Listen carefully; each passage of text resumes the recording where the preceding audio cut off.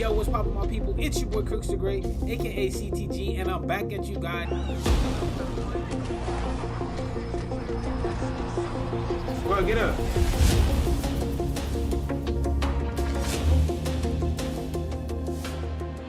Yo, what's poppin', my people? It's your big homie Crooks the Great, aka Big on Crooks, and I'm back at you guys with a very special UFC 5 video, because in today's video, I'm going to be showing you guys how to dominate UFC 5 the right way, with no spamming, no slip meta, no exploiting any kind of broken mechanics, just domination in UFC 5. Now, this one goes all the way out to my new players, man. Those of you guys that want to get better at the game and want to be elite, but you just don't know how. And you see all the slip meta guys just going crazy, but you're just like, man, I want the respect. I don't want to play like that.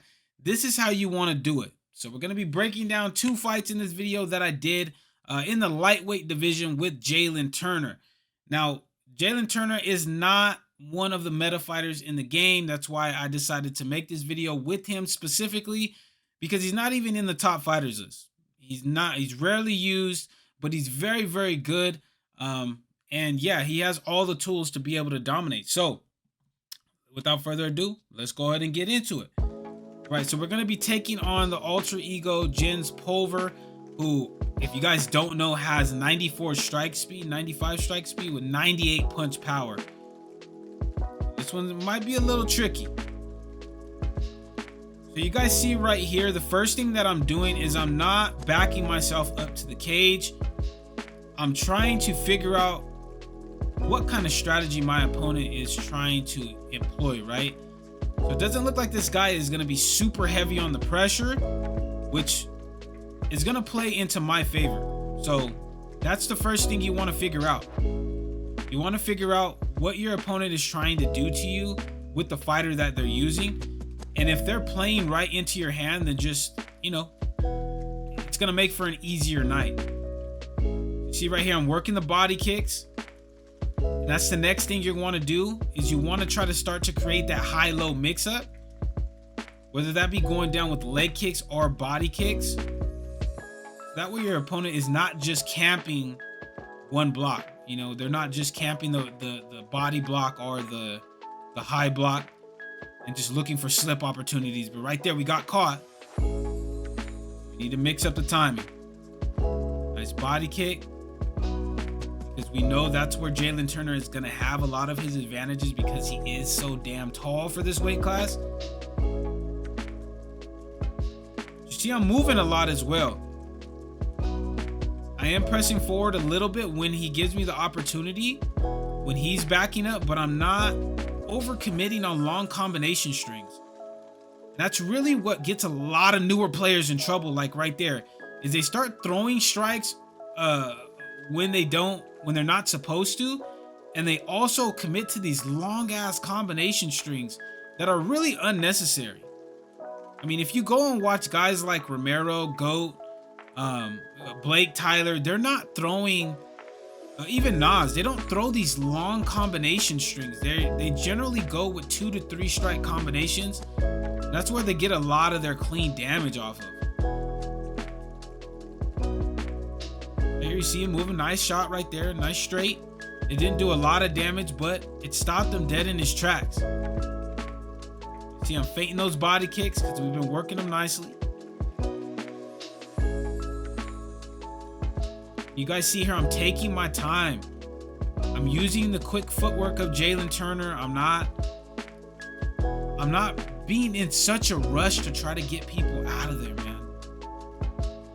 The faster you play, the more chance there is for UFC 5 to do something, whether it be legit or fluky, to get you out of there. Right there, we threw the jab out, hit him with a nice lead body kick, because we are both in southpaw. Catches the kick right there, pushes us back up to the fence, and he hits the turning takedowns off of the fence, but there's no time left in the round. And that's about as solid and as perfect of a first round as you can have, man. We started to create the high-low mix-up with the body kicks and the leg kicks. We established a nice, comfortable pace, and we fought at the distance that we wanted to fight at. Now it's going to be on him to adjust the tempo of the fight to try to benefit him. So right here, you see, we know that he's gonna try to do that at some point, so we just start pressing the pace and putting the pressure on him. Right there, caught him with a clean 2-piece. Nice slip hook, gets us our first stun of the fight.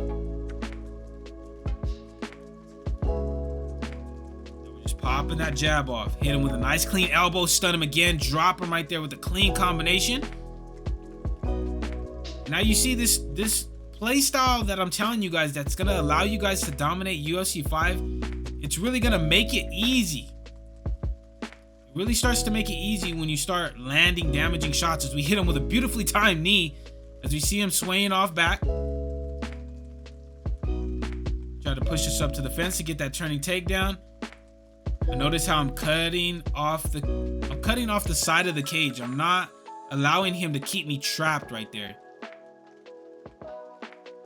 There, nice straight. You see he's starting to turtle up a little bit more. But he is walking forward. So we gotta be aware of what we're throwing, because we could get slip countered with that 98 power. Here we're just taking our time. Missed on the jab hook, but we countered right there with a nice uppercut that kind of just kept him honest. Nice body kick. And you see now that body is starting to get cooked as well. That's going to create a lot of opportunities for us to get finishes in multiple ways. That's really what you want to do in UFC 5. You want to create that high-low mix-up as much as possible, because it's going to create that much more finishing opportunities for you, as opposed to just head hunting or just strictly body hunting. Like right there, we get that clean stun, and then the uppercut puts Jens Pulver to sleep in the first fight that I have for you guys here on the video. And that's domination. That's as easy as it can be. When you're not cheesing, when you're not exploiting things, that's as simple as it can be. But with that being said, let's go ahead and jump into the second fight that I have for you guys here on the video. All right, so here we are, my people. We're in the second fight of the video, and we're using Jalen Turner again, but this time we're going to be using somebody that's as equally as rangy, or going up against somebody as equally as rangy as Jalen Turner in Dan Hooker. Right here, you see this Dan Hooker is already on the pressure, but we're employing the same strategy. We're staying patient. We're looking for what he's trying to do. Is he trying to just stick to us? Is he applying a crap ton of pressure, or is he giving us the space that we're going to need to be able to operate? And it looks like he is looking for some slip, so we got to be careful.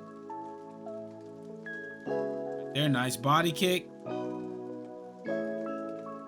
Caught him with a clean 2-piece. We interrupted into a head kick. Catching him with some damaging strikes straight off the rip, and we've already got the timing down on his rhythm. We don't know exactly what he's gonna throw, but we do have the timing on when he's actually going to engage.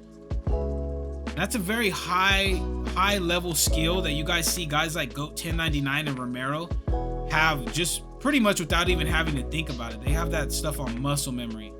They just pay attention and they know exactly when you're gonna throw. They might not be able to always guarantee like what you're gonna throw, but if they know the timing, then they can interrupt a majority of the strikes. Here you see us doing a lot of damage already to this Dan Hooker. Catching him on the block, broke the block with a nice jab hook, popping that jab off. Nice 4-piece. The head health is lower. Hit him with a clean slip counter straight right there, or slip counter hook, but he comes back, gets a clean rock because we were being sloppy. So we went tit for tat, but we ain't tit for tat no more because we got that timing down. So now we're starting to apply a little bit of pressure. We back up and let it reset because we realized we're putting ourselves a little bit too much at risk. That's how we got caught the first time. Here we back up and reset. That's the next tip that I have for you guys. Is it's okay for you guys to back up and reset and really just admire your work, man. You don't, every single time you get a rock or you get a knockdown or something, you don't always have to go gung-ho for the finish, because you put yourself really at risk for these heavy damage encounters. See right here, we're playing it patient. Nice jab hook right, or jab lead hook right there by my opponent though. Now he's starting to close the distance a little bit. He's starting to get the timing on these body kicks, so can't be throwing them as freely as we have been. That's the end of the first round.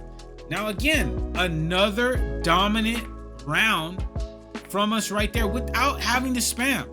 And this is what I want to see out of you guys, man. I really want to see a majority of the community being able to dominate fights without having to utilize broken mechanics in the game, man. Because the more you guys are able to fight like this, the more respect you guys are going to get for beating high-level players. And at the end of the day, that's really what everybody wants. You want to be a really good player that gets the respect, that's known as a high-level player, not just like, hey, he's only a high-level player because he cheeses. You know what I'm saying? Here you see, nice body kick right there by us. Nice jab uppercut, because we see he's starting to try to walk us down a little bit. Countered him right there. Feinting to the body just to try to get a reaction out of him. He's not really biting on it too much. Moving off, using that nice lateral movement. Jalen Turner broke his block down. Throwing out some feints. Still creating that high-low mix-up with the nice rear body kicks. Oh, nice rear hook by us. Hurts him. Going down to the body. Now we got the body stun. Try to go for the body kick, but he did a good job of denying it right there by catching it. But now the damage is really just being done, man. It's already done. His head health and body health are cooked. Here we're just taking our time. The shot selection that we're showing here is perfect as we hit him with that beautiful flying knee, hurt him, drop him right there, and now we're going for the ground and pound finish with Jalen Turner, and we get the job done right there. Simple. Look, we don't even have a cut on our face though. We made it look so easy. But that's the way you want to do it, ladies and gentlemen. That really is the way you want to do it. Let me see if it shows. If I recorded enough. I didn't. But the shot selection was on point. We didn't put ourselves at risk. We didn't utilize broken mechanics in the game. We weren't slipping, moving our head off left and right. We did the high fight IQ. We found his rhythm. We found out what he was trying to do, what strategies both of my opponents were trying to employ. We built a game plan around it, created a high-low mix-up, and we were able to get I was able to get both of my opponents out of there without even really taking a lot of damage and wasting a lot of stamina. So that's how you have to do it. If you guys have any questions on any of the tips that I gave you guys here in the video, or you guys have any questions about anything that I did personally with the gameplay of this video, please drop a comment in the comment section, man. I'm here for you guys, bro. I want you guys to get better at this game without becoming straight cheesy dickheads, man. Not gonna lie. But that's it for the video, guys. If you guys did enjoy this video, make sure to slap that subscribe button as well as slap that like button. It'd be much appreciated. So that way this video does get tossed into the YouTube algorithm. But until next time, my people, take it easy, be safe, enjoy the rest of your guys' day, afternoon, evening, depending on where you guys are watching this from. And I will see you guys in the next video.